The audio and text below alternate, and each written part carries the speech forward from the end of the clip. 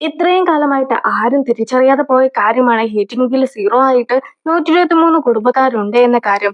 ഹൈക്കങ്ങ് പ്രസിഡന്റായിട്ട് വന്നതുകൊണ്ട് മാത്രമാണ് ഇങ്ങനെ സംഭവിച്ചത്. സാധാരണഗതിക്ക് എല്ലാവരും അഴിമതി കാണിക്കാറാണ് പതിവ്. പക്ഷേ ഹേക്കാങ് അവരെ പോലെ ഒന്നുമല്ല. കൂടാതെ അവൻ ഹാൻഡ്സമും ആണെന്ന് പറഞ്ഞിട്ട് എല്ലാവരും തന്നെ ഹേക്കാങ്ങിനെ പുകഴ്ത്തുന്നത് ജിന്നും കേൾക്കുന്നു. ജിന്നും ഹേക്കാങ്ങിനെ ചെന്ന് കണ്ടിട്ട് ഈ ഒരു ഹീറ്റിംഗ് ബില്ലുമായി ബന്ധപ്പെട്ട കാര്യങ്ങളെക്കുറിച്ച് തെളിവൊക്കെ ശേഖരിക്കുവാനായിട്ടല്ലേ നീ എന്നോട് ഒരാഴ്ച സമയമൊക്കെ ചോദിച്ചത്. എന്തായാലും നീ ചെയ്തത് വളരെ നല്ലൊരു കാര്യമാണ്. ഞാനായിട്ട് നിന്റെ കാര്യങ്ങളൊന്നും തന്നെ പുറത്തു പറയിക്കില്ല. പ്രസിഡന്റായിട്ട് നീ തന്നെ ഇരുന്നാലും മതിയെന്ന് പറഞ്ഞ് ജിന്നും പോക്കുന്നു. അതേസമയം ഈ ഒരു പ്രശ്നമൊക്കെ ഉണ്ടായത് കൊണ്ട് തന്നെ ലീക്ക് സിയോയുടെ അടുത്ത് ഒരുപാട് ദേഷ്യമുണ്ടായിരുന്നു. നിനക്ക് ഞാൻ വലിയൊരു പദവിയായിരുന്നു തന്നിട്ടുണ്ടായിരുന്നത്. പക്ഷെ അത് നേരെ ചൊവ്വേ ചെയ്യുവാനായിട്ട് നിനക്ക് സാധിച്ചില്ല. അതുകൊണ്ട് തന്നെ നീ ഇത് അർഹിക്കുന്നു എന്ന് പറഞ്ഞതിന് ശേഷം സിയോനെ കൊന്നിരിക്കുകയാണ് ലീയും. കൂടാതെ ലീ ഇപ്പോൾ ലീയുടെ തന്നെ ഗാർഡനിൽ കുഴിച്ചു മൂടിയിട്ട് അതിന് മുകളിലായിട്ട് ഒരു ചെടിയും നടന്നു. ഇപ്പോൾ നട്ടുവെച്ചതിന്റെ കൂടെ സിയോയുടെ പേരൊക്കെ എഴുതി വെക്കുന്നുമുണ്ട്. മാത്രമല്ല ലീ പറഞ്ഞ പ്രകാരം ഇപ്പോൾ മാനേജറും പണമൊക്കെ കളക്ട് ചെയ്യുവാനായിട്ട് ഇതേ ഗാർഡനിലേക്ക് എത്തുന്നു. കൂടാതെ ഹേക്കാങ് പറഞ്ഞിട്ട് ഹേക്കാങ്ങിന്റെ കൂടെയുള്ള 2 പേര് ഈ ഒരു മാനേജർ അറിയാതെ തന്നെ മാനേജറിനെ ഫോളോ ചെയ്യുന്നുണ്ട്. അങ്ങനെ ഇരിക്കെ മാനേജർ ലീനെ കണ്ടിട്ട് പണമെല്ലാം തന്നെ മേടിച്ചതിന് ശേഷം സിയോനെ എവിടെയാണ് കുഴിച്ചു മൂടിയിട്ടുള്ളതെന്ന് പറയാതെ തന്നെ പറയുന്നു. അത് കേട്ട് ഈ ഒരു മാനേജർ ആകെ വെപ്രാളത്തിലായിരുന്നു അവിടെ നിന്നും ഇറങ്ങി വന്നിട്ടുണ്ടായിരുന്നത്. സോ അങ്ങനെ വന്നിട്ടുണ്ടായിരുന്ന അയാളുടെ കയ്യിൽ നിന്നും പണമൊക്കെ താഴെ പോവുകയും അതിന്റെ ദൃശ്യങ്ങളെല്ലാം തന്നെ ഹേക്കാങ് പറഞ്ഞു വിട്ടവർ എടുക്കുകയും ചെയ്യുന്നു.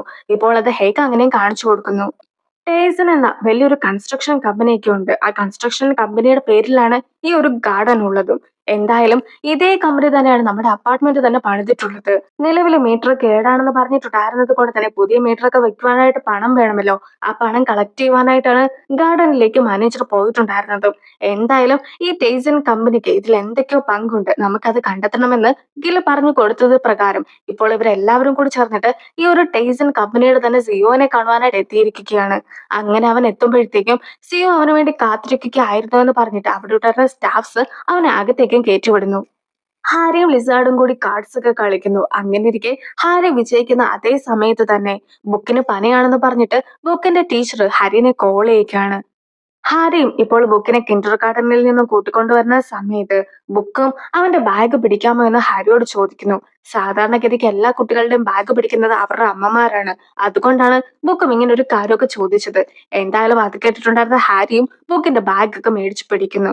അതേസമയം ഇവരങ്ങനെ ഒന്നിച്ച് നടന്നു വരുമ്പോഴത്തേക്കും തന്നെ മാനേജറും ഹാരിനെ കണ്ട് സംസാരിക്കുന്നു. പക്ഷെ മാനേജർ ഒറ്റയ്ക്കായിരുന്നില്ല. മാനേജറിന്റെ കൂടെ ടീമിലെ എല്ലാവരും തന്നെ ഉണ്ടായിരുന്നു. സോ ഹാരി ഇപ്പോൾ തന്റെ ചേച്ചീനെ നേരിട്ട് കാണുകയാണ്. കൺസ്ട്രക്ഷൻ കമ്പനിയുടെ സിഇഒ ലീ ആണെന്നൊക്കെ അറിയുമ്പോഴത്തേക്കും ഹെക്കാങ് ആകെ ഷോക്ഡ് ആകുന്നു. അങ്ങനെ ഇരിക്കായിരുന്നു ലീ തനിക്ക് ഹെക്കാങ്ങിനെ കുറിച്ച് അറിയാവുന്ന കാര്യങ്ങൾ എന്തൊക്കെയാണെന്നൊക്കെ അവനോട് തുറന്നു പറയുന്നത്. അതായത് പുരാവസ്തുക്കളൊക്കെ അവിടെ കുഴിച്ചിട്ടത് നീയാണെന്നുള്ള കാര്യമൊക്കെ എനിക്ക് നന്നായി തന്നെ അറിയാമായിരുന്നു. അതിനൊക്കെ ഒരുപാട് പണമായില്ലേ. നീ എങ്ങനെയാണ്, എവിടെ നിന്നുമാണ് അതെല്ലാം തന്നെ കണ്ടെത്തിയിട്ടുണ്ടായിരുന്നത്? അത് കൂടാതെ നീ ബാങ്കിലൊക്കെ പോയി പണം മുഴുവൻ പിൻവലിക്കുവാനായിട്ട് ശ്രമിച്ചതിന്റെ ദൃശ്യങ്ങൾ എന്റെ കയ്യിൽ ഉണ്ടേന്ന് പറഞ്ഞിട്ട് ആ ഒരു ഫോട്ടോ തന്നെ ഫ്രെയിം ചെയ്ത് വെച്ചിരിക്കുകയാണ് അവനും. ബാങ്കിൽ പണമില്ല എന്ന് അറിഞ്ഞപ്പോഴത്തേക്കുമുള്ള നിന്റെ എക്സ്പ്രഷൻ ഒക്കെ എനിക്ക് ഒരുപാട് ഇഷ്ടപ്പെട്ടിട്ടുണ്ടായിരുന്നു. എന്തായാലും എന്താണ് നിന്റെ അടുത്ത പ്ലാൻ എന്ന് ലീ ചോദിക്കുമ്പോഴത്തേക്കും ഹേക്കാങ്ങും ലീയുടെ റൈറ്റ് ഹാൻഡ് മാൻ ആയിട്ട് തന്നെ കൂട്ടാമോ എന്നൊരു ചോദ്യമൊക്കെ തിരിച്ചു ചോദിക്കുന്നു. ഇത്രയും കാലം ലീയുടെ ഒപ്പം ഉണ്ടായിരുന്നത് അപ്പാർട്ട്മെന്റിന്റെ പ്രസിഡന്റ് ആയിട്ടുള്ള സിഒ ആയിരുന്നല്ലോ. പക്ഷെ ഇപ്പോൾ അപ്പാർട്ട്മെന്റിന്റെ പ്രസിഡന്റ് ആയിട്ടുള്ളത് ഹേക്കാങ് ആണ്. സോ ഇത്രയും കാലം സിഒ ചെയ്തിരുന്ന കാര്യങ്ങളൊക്കെ ചെയ്യുവാനായിട്ട് താൻ തയ്യാറാണെന്ന് ഹേക്കാങ് പറയുമ്പോഴത്തേക്കും ലീയും അവൻ എന്റെ പണമൊക്കെ സൂക്ഷിച്ചു വെക്കുന്ന ഒരാൾ മാത്രമായിരുന്നു എന്നാണ് പറയുന്നത്. എന്തിനെ ആയിട്ടുണ്ടെങ്കിലും പണമൊക്കെ അടിച്ചു മാറ്റുവാനായിട്ട് പല ആൾക്കാരും ഇടയ്ക്കുന്ന വരുന്നതായിരിക്കും. അവരെയൊക്കെ തടഞ്ഞ് പണമൊക്കെ പ്രൊട്ടക്ട് ചെയ്യുന്ന ഒരു ഡ്യൂട്ടി ആയിരുന്നു സിഒയ്ക്ക് ഉണ്ടായിരുന്നത്. നീ പ്രസിഡന്റ് ആകുവാനായിട്ട് ചെയ്തു കൂട്ടിയ കാര്യങ്ങളെല്ലാം തന്നെ ഞാൻ നന്നായി തന്നെ അറിഞ്ഞതാണ്. അങ്ങനെ ഇരിക്കെ നിന്റെ ഐഡിയാസ് എല്ലാം തന്നെ എനിക്ക് ഇഷ്ടപ്പെട്ടു. എങ്കിലും ഞാൻ പെട്ടെന്ന് ഒരാളെ വിശ്വസിക്കുന്ന കൂട്ടത്തിലല്ല. അതുകൊണ്ട് തന്നെ നീ എന്റെ വിശ്വാസമൊക്കെ പിടിച്ചു പറ്റുകയാണ് എങ്കിൽ ഉറപ്പായിട്ടും സിഒ ചെയ്തിരുന്ന ആ ഒരു സ്ഥാനമൊക്കെ ഞാൻ നിനക്ക് നൽകുന്നതായിരിക്കുമെന്ന് ലീയും പറയുന്നു. ലീ വളരെ നല്ലൊരു വ്യക്തിയാണെന്നൊക്കെ ആയിരുന്നു നാം വിചാരിച്ചിരുന്നത്. പക്ഷെ ഇപ്പോഴാണ് യഥാർത്ഥത്തിൽ എല്ലാ പ്രശ്നങ്ങളും ഉണ്ടാക്കി വെച്ച വില്ലൻ തന്നെയാണ് ലീ എന്ന സത്യം നാമും മനസ്സിലാക്കിയത്. ഹാരി ഇപ്പോൾ സത്യങ്ങളെല്ലാം തന്നെ ചേച്ചിയോട് തുറന്നു പറഞ്ഞിരിക്കുന്നു. താൻ ഇതുവരെ ആയിട്ടും ലോയർ ഒന്നും ആയിട്ടില്ല എന്നും അതുപോലെ തന്നെ ഇപ്പോൾ പ്രസിഡന്റിന്റെ വൈഫായിട്ടൊക്കെ താൻ അഭിനയിക്കുകയാണ് എന്നുമുള്ള കാര്യം ചേച്ചിയോട് പറഞ്ഞ വിഷമത്തിലേക്കാണ് അവളും ഇരിക്കുന്നത്. ലിസാൾ അവൾക്ക് വേണ്ടി ഫുഡൊക്കെ ഉണ്ടാക്കി വെച്ചിട്ടുണ്ടായിരുന്നെങ്കിലും അവളത് കഴിക്കുവാനായിട്ട് കൂട്ടാക്കുന്നില്ല.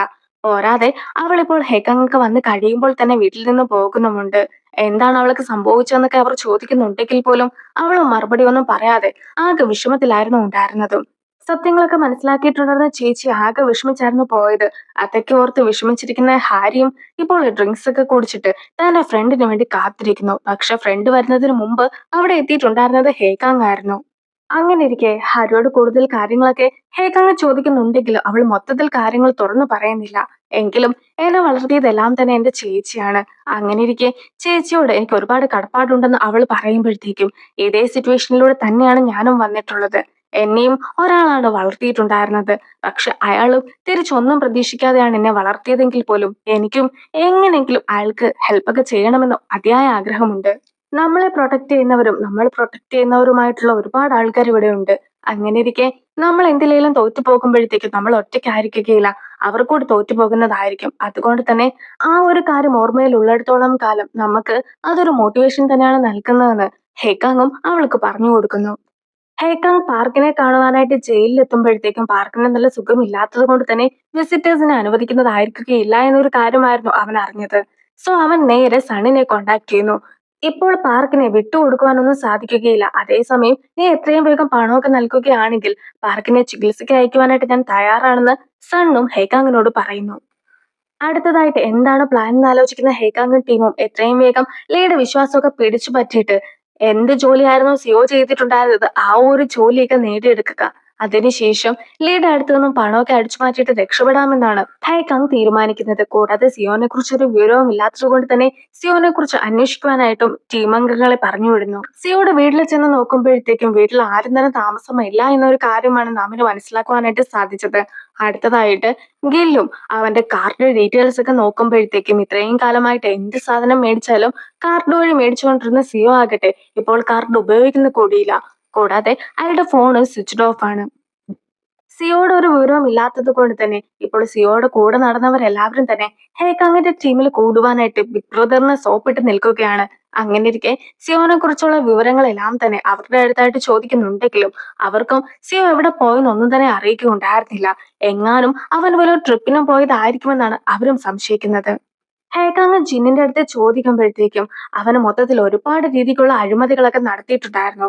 ഓഫീസ് ആവശ്യങ്ങൾക്കെന്ന് പറഞ്ഞിട്ട് ഞങ്ങൾ കൊടുക്കുന്ന ഫീസിൽ നിന്നും പണമൊക്കെ എടുത്തിട്ട് അവൻ വെള്ളം മേടിച്ചിട്ട് ആ ഒരു വെള്ളം സെക്യൂരിറ്റിനെ കൊണ്ട് അവന്റെ വീട്ടിൽ കൊണ്ടുപോവുകയാണ് ചെയ്യാറ്.